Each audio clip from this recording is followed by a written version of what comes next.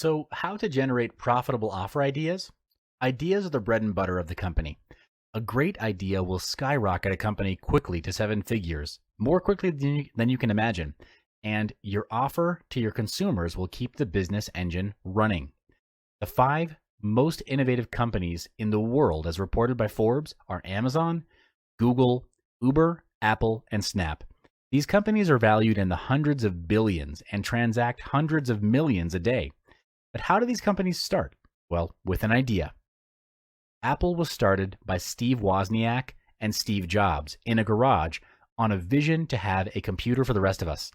Back then, having a computer was nearly impossible. It wasn't commonly thought of by consumers because the cost was high and the size and form factor were not convenient. But today, because Steve Wozniak and Steve Jobs didn't stop pursuing their vision, Apple is valued at close to $1 trillion. Meanwhile, the famous search engine, Google, was also crafted based on Larry Page's idea of exploring mathematical properties of the World Wide Web, understanding its link structure, and creating it in a huge graph. Google was then officially established in 1998.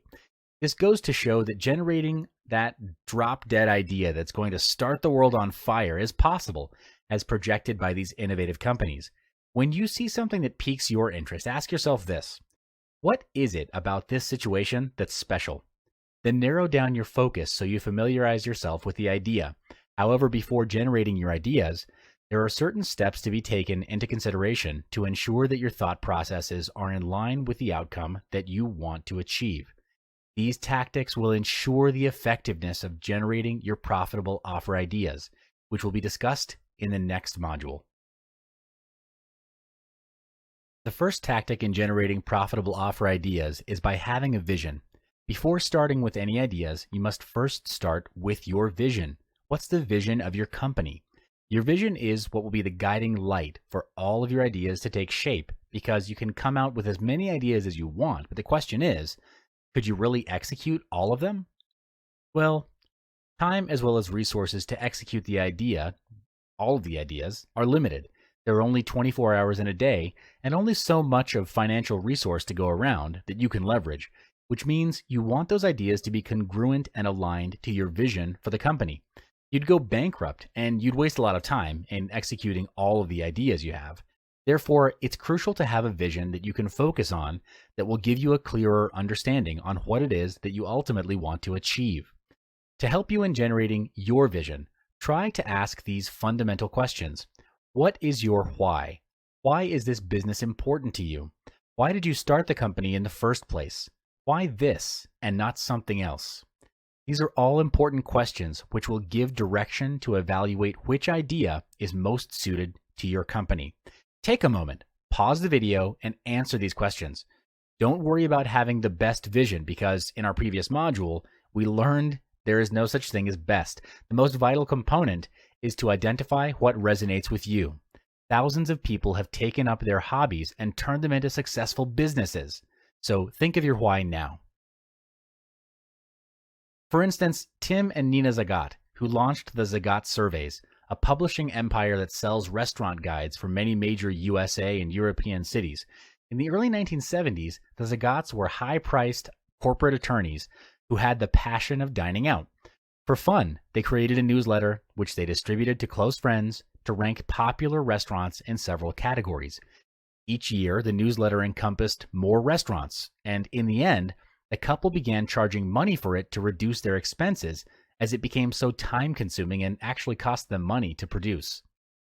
Identifying your interest and what resonates with you is important because when you or the company is faced with a tough situation, your passion and commitment to that vision will push or pull you through.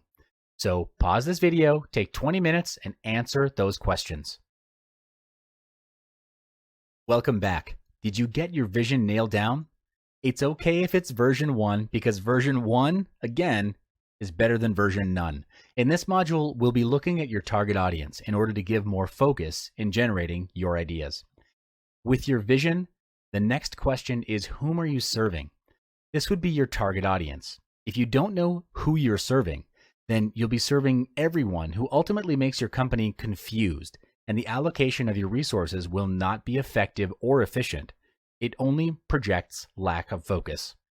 You need to know, who are they? Why them? What are their needs and wants? What problems are they facing? This is important because one of the ways you add value is, in most cases, solving problems. How well you solve your customers' problems is in direct relation to how much your target audience will pay. For example, if you're planning to operate a restaurant, focus on the theme of the restaurant. What type of food will you want to serve? And also the price range. This will set your standards as well as setting your niche, and inevitably pull the supposed audience in your favor. When you've gotten a clearer picture of your audience, next is to seek and establish relevance to them. How would your company, products, or services help to solve their problems? Write down as many ways as you can think of. Those ways are now your prototype of your company, products, and services. Your next task is to then test it out and seek for proof of concept. You do this by selecting the one product that would solve the biggest problem of your audience. Put it out into the market by doing research and asking your audience if they would buy it, and actually start selling it. Collect the money, and then you create the product. Yes, sell first, collect the money, and then create the product. Now, if you're thinking that that's tricking your customers, well, it isn't.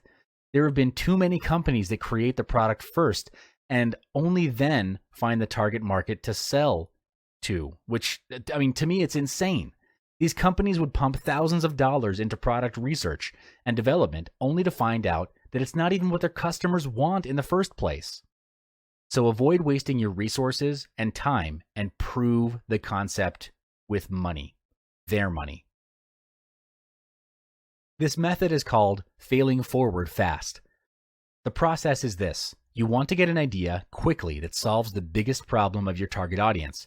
Ask if they would buy it, sell it to them, get the money, and with that money, you go to a manufacturer and make the product. Now, of course, you would have settled all the gaps required in between, like actually having a manufacturer on standby, a prototype product, a sales offer, discount for early buyers, and a registered company so that you're legal.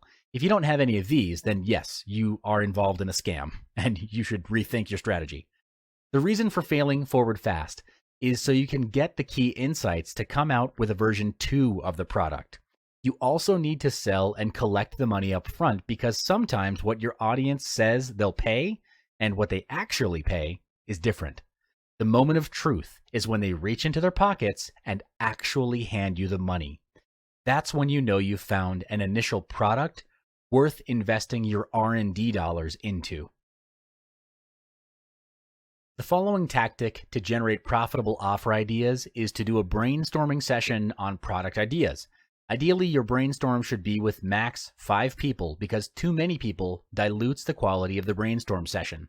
Imagine 30 people in a room doing a brainstorm. Not impossible, but it would definitely be less effective. As you're brainstorming, put the ideas and suggestions into a mind map.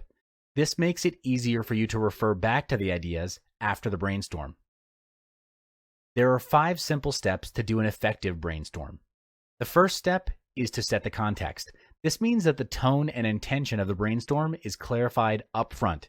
There's no right or wrong answer, and the focus on the brainstorming session is just to generate ideas. The last thing you want happening is for your people to withhold their ideas for fear of being rejected or ridiculed. Therefore, it's the responsibility of the meeting lead to set the climate for ideas to flow. You may also want to put on some brain music, generally classical songs, to get the creative juices flowing. Steps 2 and 3 are to start the brainstorm and get the ideas flowing. The idea is to turn it into a game, where the game is to imagine that there is a balloon that's being thrown around in the room. Every time someone speaks, the balloon bounces from one person to another, and it keeps afloat every time there is silence. The balloon floats closer to the ground. The moment silence passes too long, the balloon pops, and the process starts again. This makes the session fun and engaging. Step 4 is, when the session is done, ideally after 20 to 30 minutes, evaluate the ideas. Discuss and decide with the team on what is the biggest problem faced by the target audience and which idea solves their problem.